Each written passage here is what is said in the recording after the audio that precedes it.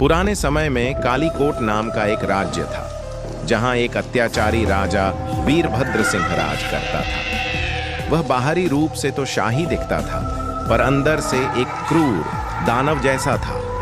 कहा जाता था कि राजमहल के पीछे बने कालकोठरी में वह आधी रात को किसी अज्ञात शक्ति को बुलाने के लिए काले अनुष्ठान करता था।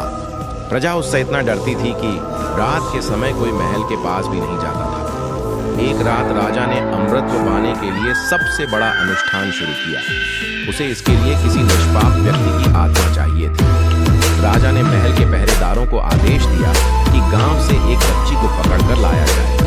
वे एक मासूम लड़की गौरी को उठा लाए। जैसे ही अनुष्ठान शुरू हुआ, अचानक काला धुआं फैलने लगा और महल की दीवारें कांपने लगी। गौरी की चीखों ने सोए हुए राज्य को जगा दिया, लेकिन राजा हंसते हुए मंत्र पढ़ता रहा।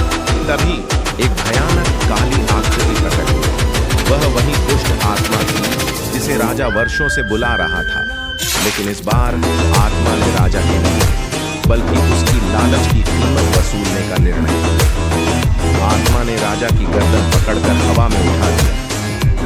राजा चिल्लाया, पर कोई बचा नहीं सका। आत्मा ने उसे महल की दीवार पर पटका और उसका शरीर काला पड़ने लगा।